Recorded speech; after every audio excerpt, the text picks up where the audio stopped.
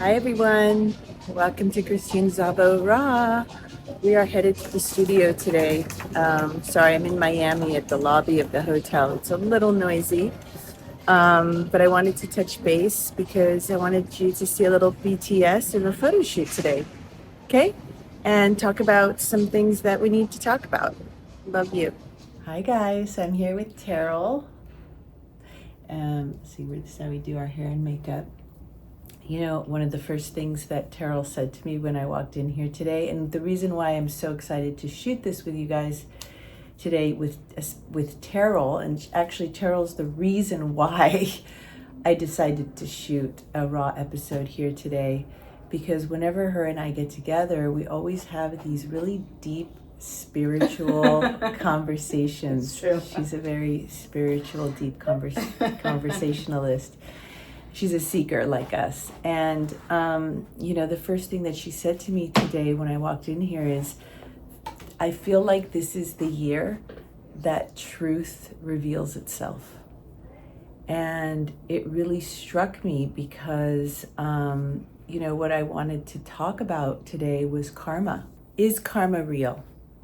Is karma real? Is it not? You know, I always wondered my whole life. I actually always thought that, yeah, karma exists. And it exists, and, you know, I don't know how long the delay is. I don't know if karma comes instantly. I don't know. Some people believe that. I've been told by a mentor, family friend of mine who's a deep spiritualist, that karma can actually pass on through generations, through like ancestry. So like if your parent had some heavy debt karma to pay, then the child may have to carry that through in their lifetime. So I always wondered, is that true or not? I don't really know if we can prove that, but I'll tell you a story of a time that I did prove karma. Okay, so this is a really cool story, and this happened about 14, 15 years ago. I was living in LA, true story, and I had to go buy a little birthday present for a teenager. So I went to the mall I went to like a teenager toppity bop, whatever you call those stores. And I found some clothes. While I was walking around, I noticed there were two teenagers who were the sales ladies, and there was nobody else in the store. And, you know, they were quite distracted. They weren't really paying attention to me. And when I went to pay for the clothes and get them gift wrapped, I was like, wow, they're really not paying attention. And, you know, right at the checkout in some of these stores, you have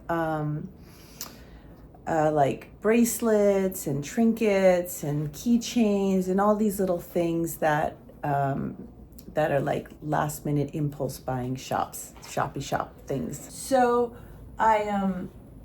I'm going to pay, and I'm looking at these little trinkets and bracelets, and I'm like, I wonder if karma exists. Popped into my head.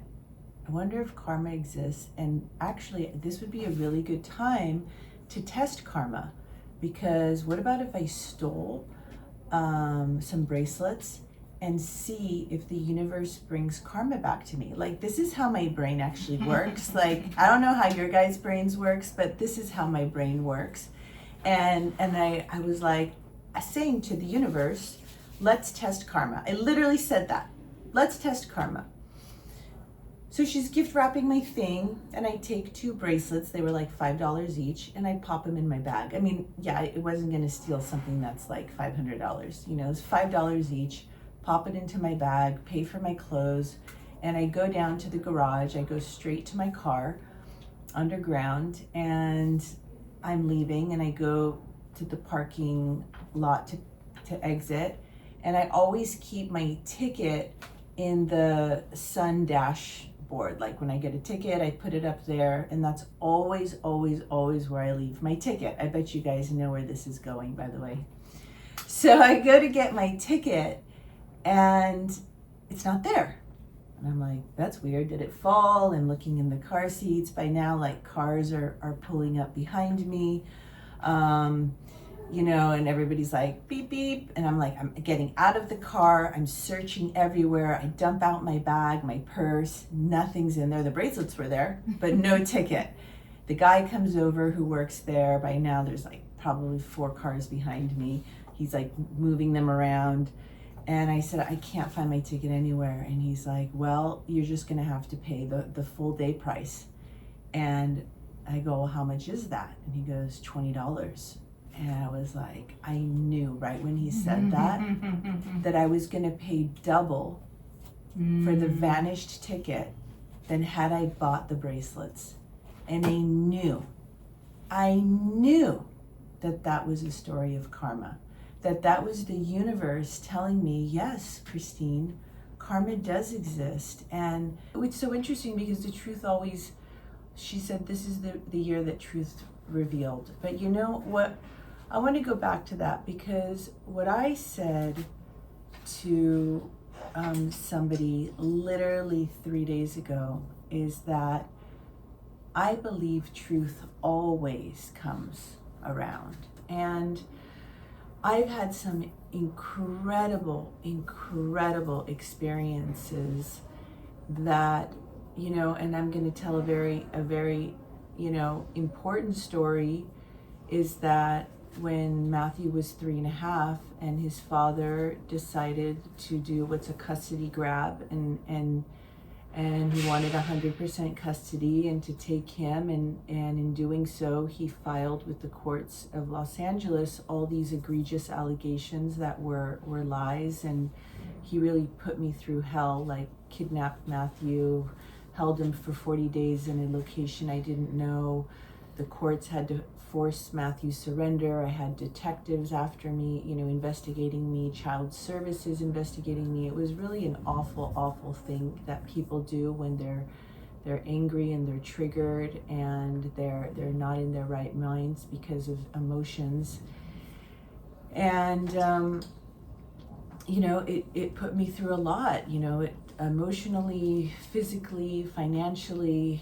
And I always wondered, like, is this going to come? Is the truth ever going to come out? You know, is justice ever going to be served? Because it's so hard when you're living in front of your peers and your family and your friends with all of these allegations against you, and you know, people don't know what to believe because they wonder, like, is it different behind closed doors than what we see on the outside? And so, like, my family members were questioning me, and it was because everybody's like, that could never happen. Why would a father do that? You know, it doesn't make sense. So years later, Matthew and I were living in Malibu. We were now settled into our beautiful new life.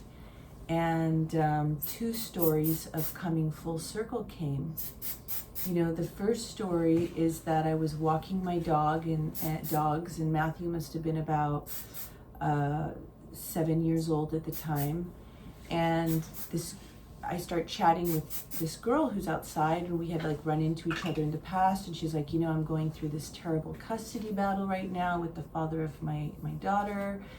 And she starts, you know, sharing with me her experience, and she says her lawyer's name, and I said, whoa, that was the lawyer of Matthew's father. I know that lawyer. And she said, wait a minute. She said, Matthew, you? And she's like, Matthew's autistic. And I said, yes. She says, I know who you are. She said, I know who you are. Our lawyer, my lawyer told me about you. She told me about this father who wanted to do anything to take the child, destroy the mother. And she goes, and she told us about you. She goes, I know who you are. She's like, people know you. You're like, you know, in the family law system, your story is well known, and I'm so sorry.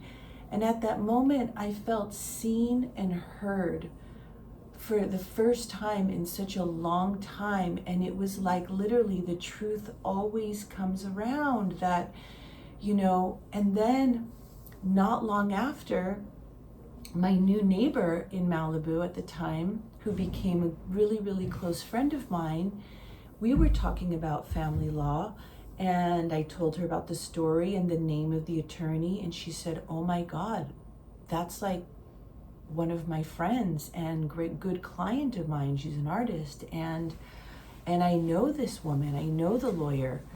And she goes, how could she have done that? You're like a beautiful, loving mother. It doesn't make sense. She goes, I'm going to get to the bottom of it. So she doesn't tell me this actually, but she tells me later that she got on a call with the attorney who was her friend, and the attorney disclosed to her that when this father came to her, he was so upset, she didn't know what to believe. It seemed like, like a story a case she needed to take. But she said it was clear very quickly that this mother was loving and a good woman, and that what this father was doing was not good. And she even said, like, he's a crazy person. I don't want to say that, but and it's again, like, the truth always comes around, it always comes out. Have you guys ever lied and been caught in your lies later? Because I believe that our lies will come out and we will get caught. And if you think not, I don't know, like, put in the comments, I've been lying for 20 years and I haven't been caught. Or, I'm curious to know your experiences with karma. We could share it to each other and to know, does karma exist? Does it not? Does truth always come full circle? Is this the year of truths? Have you guys felt that this is the year of truths? I'm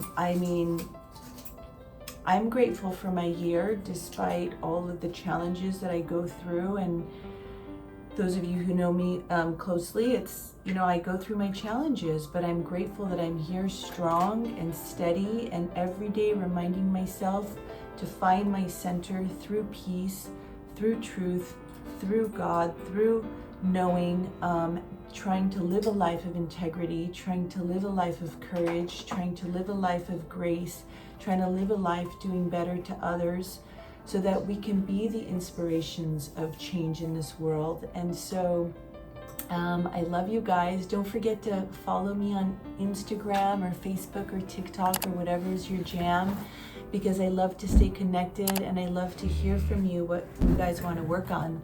So Terrell's going to start doing my makeup, and then I'm going to show you guys later what that looks like on set. Peace out. I love you guys. Thank you.